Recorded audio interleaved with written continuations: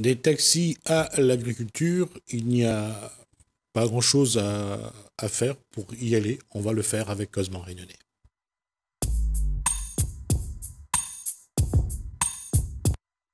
Bonsoir, Antoine Minacci. André.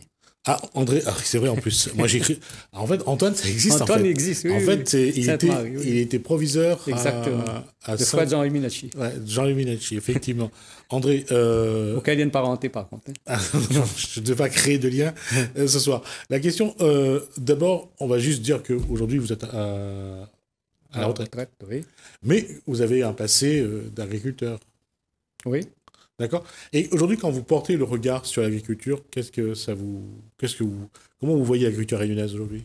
Ben, ça améliore, mais ça améliore plutôt dans le mauvais sens que dans le bon sens. Quand je dis mauvais, c'est pas vraiment mauvais pour l'agriculture, mais c'est les agriculteurs doivent être attentifs à ce que l'agriculture ne développe pas dans ce sens. C'est-à-dire, avant, un exemple simple, c'est normal, avant c'était 80% manuel, 20% mécanique.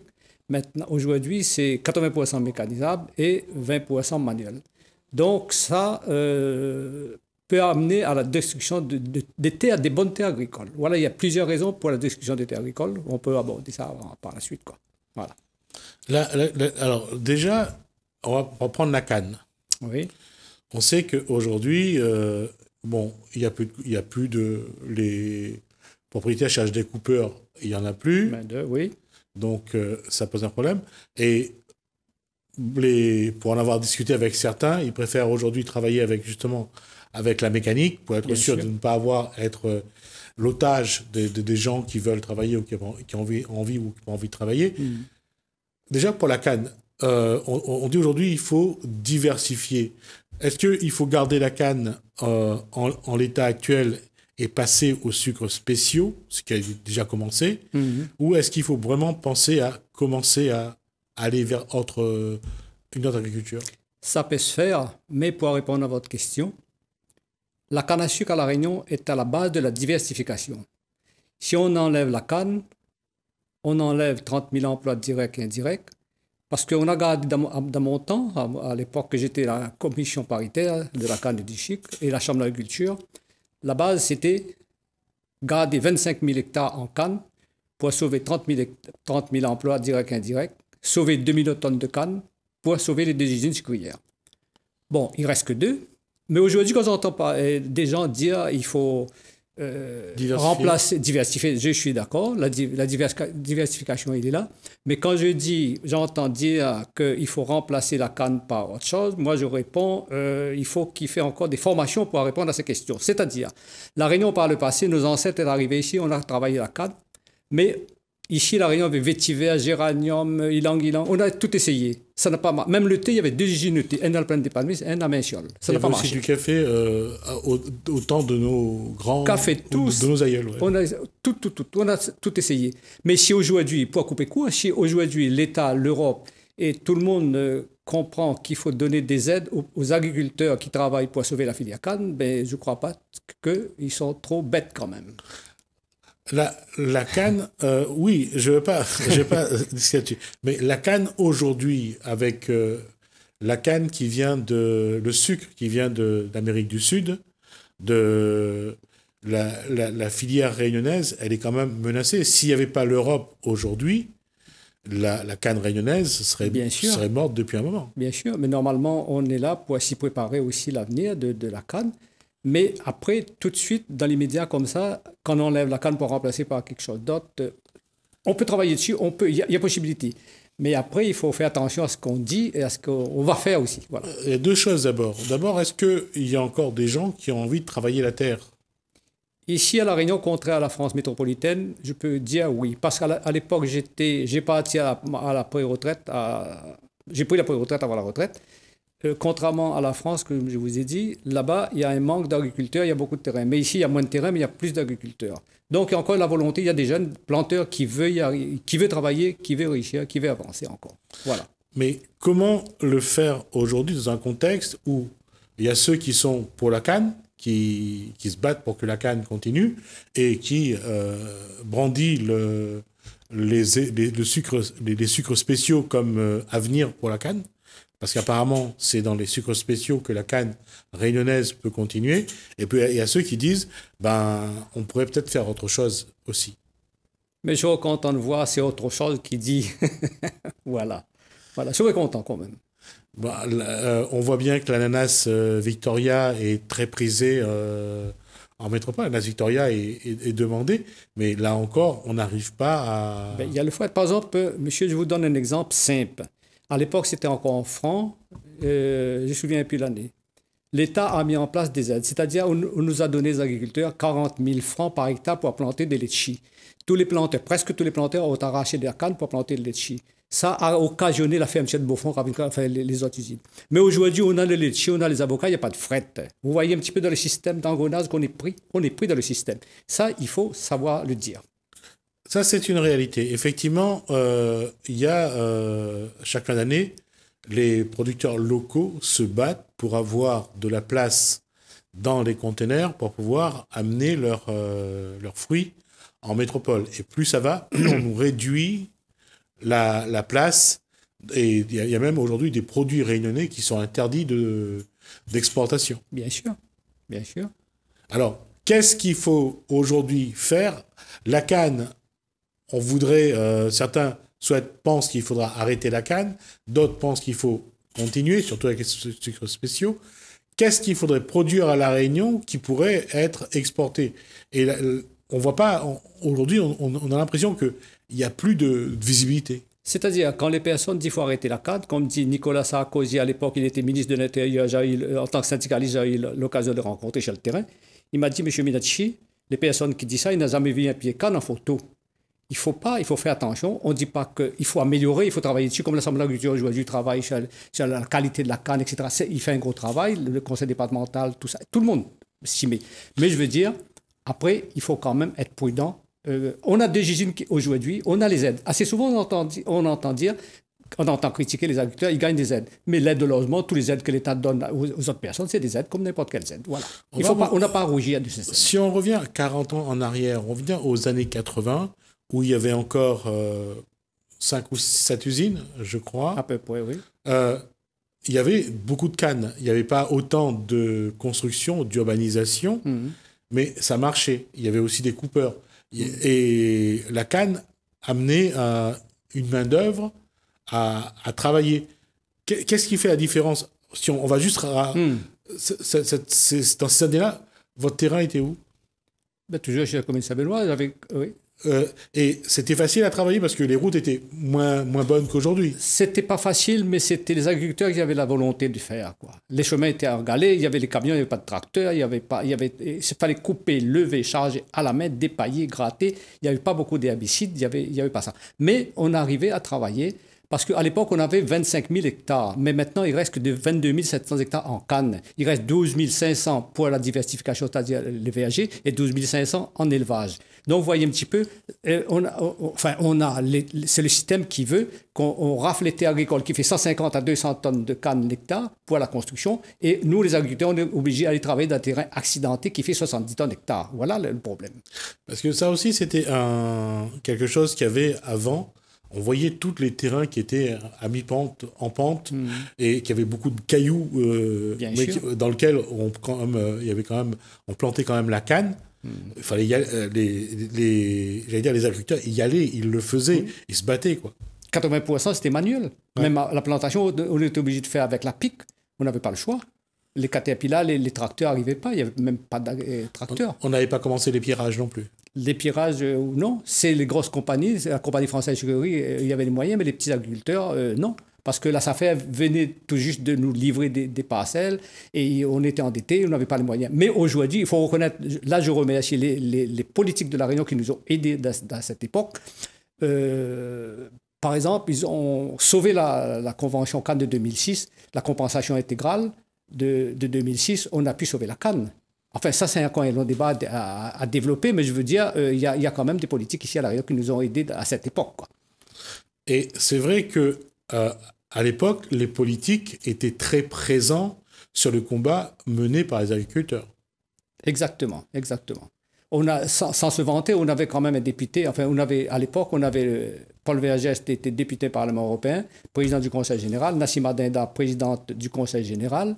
Et il y avait 3 députés, Paul Vergès, Jean-Claude Fruiteau et Maha Jichid. Jean-Claude Fruiteau, il était le vice-président du Parlement européen. Il était aussi le rapporteur du projet. Il était en même temps près des agriculteurs.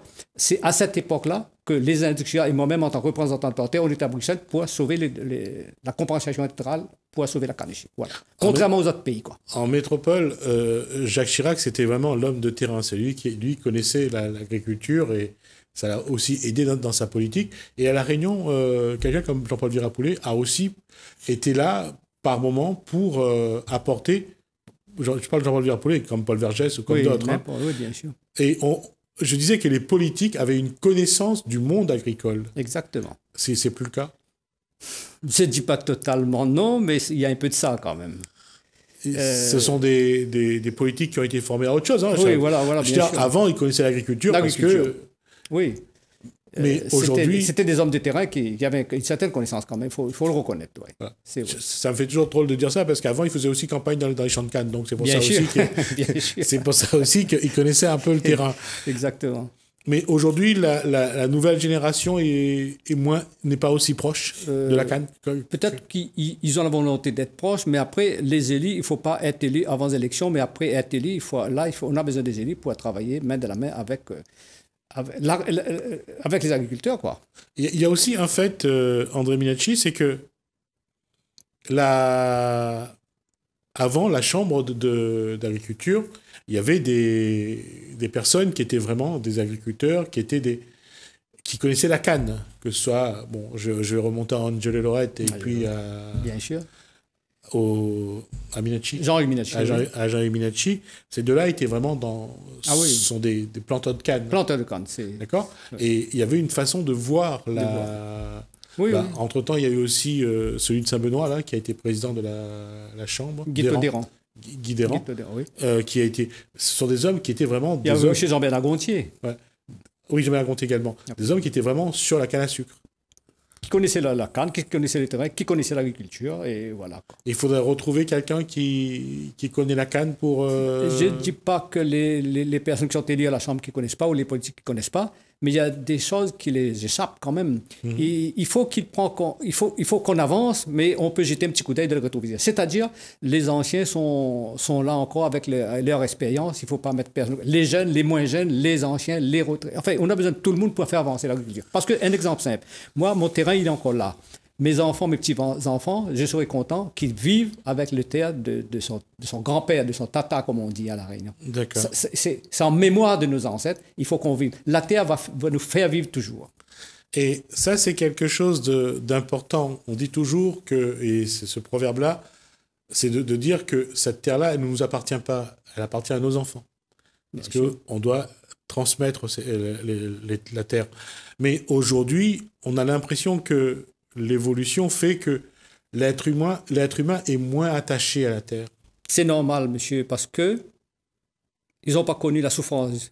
Ils ne connaissent pas la douleur. Comment ils ont fait, nos ancêtres ont fait, comment nous, on a fait, en passant par la SAFER, le Crédit Agricole, les prêts, la difficulté, toutes ces difficultés, ils n'ont pas connu. Ils ont arrivé, maintenant, moi, mon terrain, il est pirage fin, chemin, béton, partout.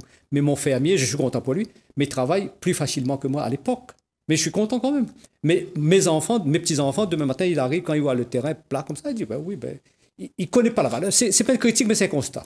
Et il faut qu'on réapprend à mettre des bottes, à mettre des gants, à prendre la pioche, à aller faire déméner de 300 mètres avec une pioche. Oui, au lieu de faire la marche le soir, moi, je préfère aller planter quelque chose dans mon champ. Parce qu'avant, on était à Calais, dans les cannes, on plantait maïs, haricots, pistaches. Ça reprend actuellement. On bon voit un peu de maïs. Vous m'encouragez là. On voit un peu de maïs en intercalaire, justement, dans les champs de canne. Ça va beaucoup plus vite. Et après, quand on coupe le maïs, la canne reprend la place pour avancer. Bien sûr. Mais on revoit ça actuellement. On en voit un petit peu. Mais la question, c'est, on plante du maïs, d'accord. Avant, on plantait pistaches. Oui. On plantait le wem. Des haricots, ça, oui. D'accord. Aujourd'hui, qu'est-ce qui empêche l'agriculteur de reprendre ces bonnes habitudes? Eh bien, vous là, vous faites rire, parce que peut-être faut poser la question aux autres agriculteurs. Mais moi, j'ai toujours travaillé comme ça, c'est-à-dire en intercalaire, et m'ont planté tout ça. C'est pour ça que je dis la canne à sucre est à la base de la diversification. Dans le chemin, en intercalaire, en bord de ravine, les terres accidentées qu'on ne peut pas planter la canne, c'est trop difficile. On met les fruits, on met tout ce qu'on a besoin de mettre, voilà.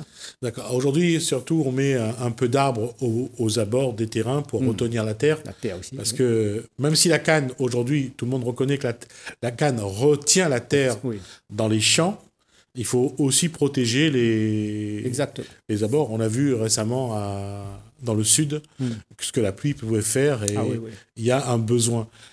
Comment, André Minacci, qu'est-ce que vous pourrez donner comme conseil aujourd'hui à l'agriculture pour préserver justement cet héritage de nos ancêtres, l'agriculture, que ce soit la canne ou autre? Qu'est-ce qu'il faudrait faire pour qu'on retrouve ce lien avec la terre?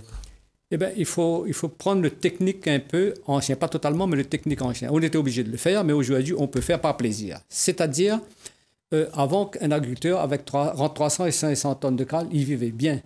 Mais maintenant, un agriculteur, il fait 2 millions de tonnes de cale aujourd'hui.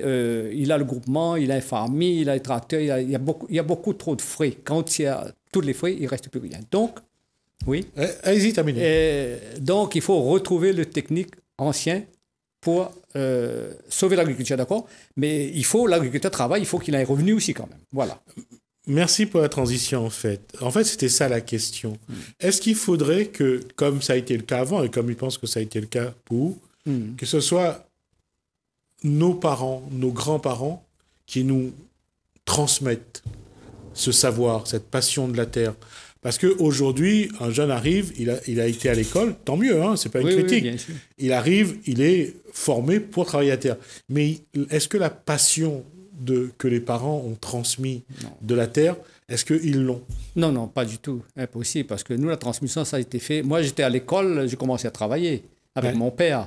Depuis l'école, depuis l'âge de 12 ans. Ouais. J'ai commencé à travailler déclaré à l'âge de 16 ans. J'ai fait tous les boulots avec mon père. J'ai appris avec tout avec mon père. Il n'y avait pas de ciment, il fallait construire les chemins avec galets, seuls les galets. Il fallait pas... Enfin, il y avait tout un système. Mais tandis qu'aujourd'hui, c'est fini parce que la personne va faire 6 mois ou 1 an de formation. Il aura la théorie, mais la pratique, presque pas. Il aura la théorie, peut-être qu'il aura aussi la pratique. Mais est-ce qu'il aura la passion? Parce que se réveiller, parfois pour aller livrer un chargement de canne à l'usine, on se réveille à minuit, à 1h du matin, et on y va. On dort sur le tracteur devant sur la plateforme ou dans la file de camions. Mais aujourd'hui, ça n'existe plus. Mais ça, Dieu merci, on a pu améliorer parce qu'avec la mise en place du système de quotas, avant, on livrait dans n'importe quel... Ça créait des embouteillages. Nous, à notre époque, à l'époque de Henri Minacci à la Chambre, avec pas mal de personnes, avec les industriels, bien sûr, en accord avec les industriels, on a dit, voilà, par exemple, vous avez 20 tonnes de canne à livrer à semaine, vous allez livrer tel jour à 10 tonnes, tel jour à 10 tonnes. Pour désengorger la balance, l'usine fait un roulement. Ça, c'est pas une mauvaise chose. Voilà. Comment, justement, la génération d'André Minacci, comment vous pouvez apporter quelque chose, votre savoir, votre passion, comment vous pouvez le transmettre à ceux qui sont là? Qu'est-ce que vous pouvez dire, vous pouvez faire pour que cette passion revienne? Eh bien, moi, pour mon fermier, c'est un bon petit beau qui travaille bien, très, très bien même. Mais je reste de ça, son père, il est encore là, notre génération même. Donc, avant de louer, je connaissais déjà, il était en formation avec moi. C'est lui qui, quand j'étais syndicaliste, il fallait aller à Paris, il fallait aller à droite à gauche, j'étais absent de mon exploitation. C'est lui qui faisait les chargements de canne. Donc, je lui ai passé le relais. Mais jusqu'à maintenant, quand il a besoin de conseils, il me demande. Mais je tiens à le remercier, c'est un jeune agriculteur, mais il a de l'avenir parce qu'il a la passion, il a la patience, il a l'écoute, il a la maîtrise aussi. Donc, voilà. Et puis, en même temps, là, je lance un appel fort et solidaire pour les agriculteurs, enfin, à tout le monde, en disant, moi, j'ai pu créer 4 à 5 emplois en dégageant, en allant pour retraite pour louer le terrain. Mais si l'État mettait une bonne retraite en place pour faire partir les personnes un agriculteur à 55 ans, ça aurait créé de l'emploi. Il faut aussi, dès aujourd'hui, remettre les moyens comme par le passé, le Conseil général de l'époque de Nassim Denda, nous aider à, dans les terres accidentées d'Aléo, mettre une petite subvention, par exemple 4 à 5 euros par tonne de canne pour les personnes qui travaillent manuellement. Enfin, il y avait toutes ces aides qu'on a pu quand même arriver à s'en sortir. Mais aujourd'hui, je comprends, les jeunes, ils sont un petit peu délaissés, ils sont un peu laissés à l'abandon, même je dirais, de ce côté. Ça, c'est vrai. Il y a une chose que notre génération avait, c'est qu'on avait les parents qui étaient là et il y avait un cadre. Voilà un cadre, bien sûr. On était un peu aussi obligés, à force de recevoir des coups de pied ou derrière, d'aller travailler. Oui, ça c'est sûr. Et ça, il y avait la discipline quand même. Ouais. Il y avait la discipline. Voilà. Et ça, il faudrait trouver un moyen pour que... Mais après, les jeunes aujourd'hui n'acceptent pas trop la discipline. Ils font un petit peu à leur tête, mais après, assez souvent, ils tombent dans le mur. Quand c'est dans le mur, c'est trop tard. Voilà. Merci André Merci à vous. Minacci pour cet échange. On aura peut-être l'occasion de vous revoir là-dessus si demain il y a d'autres éléments que vous voulez apporter. En tout cas, on espère que votre appel sera entendu et que, en espérant aussi que la génération d'avant va transmettre la passion aux jeunes. Merci à vous. Merci à vous. Merci à vous également de nous avoir suivis. Merci Hélène, merci François. Je vous dis à bientôt.